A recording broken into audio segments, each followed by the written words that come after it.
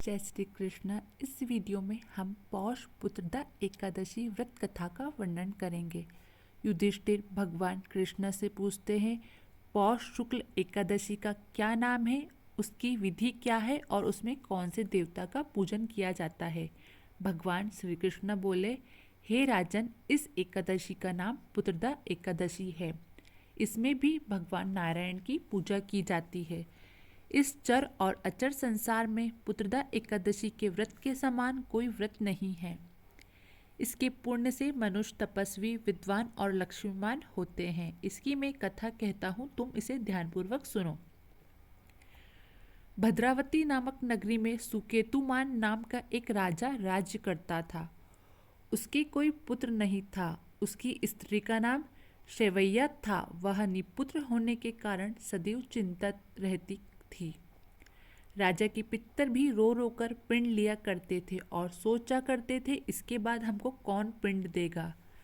राजा को कोई भाई बंधु, धन, हाथी, घोड़े, राज्य और मंत्री, इन सब में कोई भी संतोष नहीं था। वह सदैव यही विचार करता था कि मेरे मरने के बाद मुझको कौन पिंडदान करेगा। बिना पुत्र के पितरों और देवताओं का ऋण मैं कैसे चुका सकूंगा।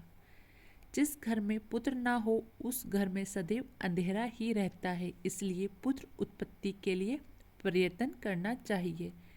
जिस मनुष्य का मुख देखा वह धन्य है। उसको इस लोक में यश और परलोक में शांति मिलती है, अर्थात उनके दोनों लोक सुधर जाते हैं।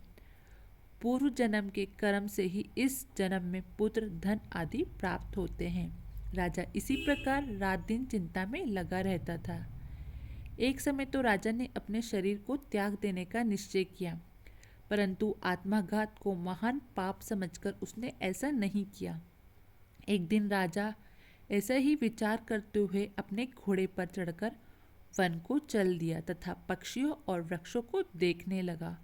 उसने देखा कि वन में मृग, सुअर, सिंह, बंदर, सर्प आदि सब भ्रमण कर रहे हैं।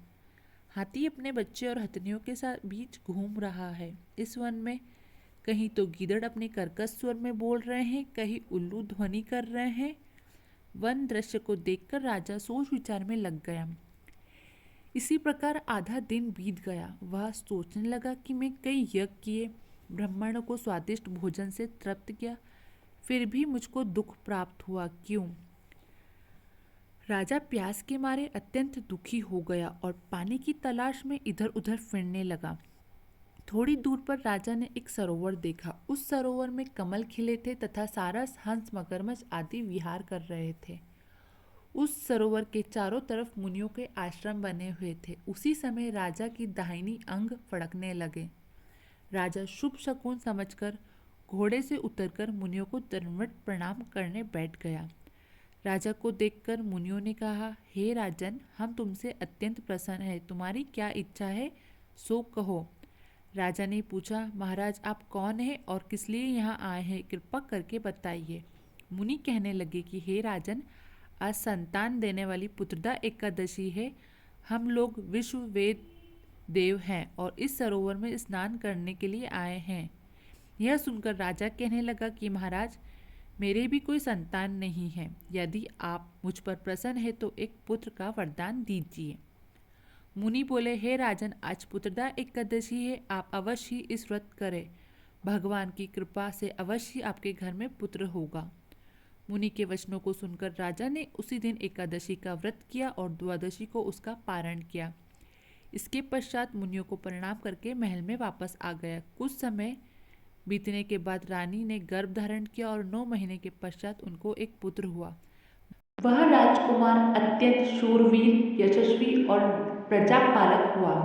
श्री कृष्ण बोले, हे राजन, पुत्र की प्राप्ति के लिए पुत्रदा एकादशी व्रत करना चाहिए। जो मनुष्य इस महात्मा को सुनता है उसे अंत में स्वर्ग की प्राप्ति होती है और संतान सुख मिलता है।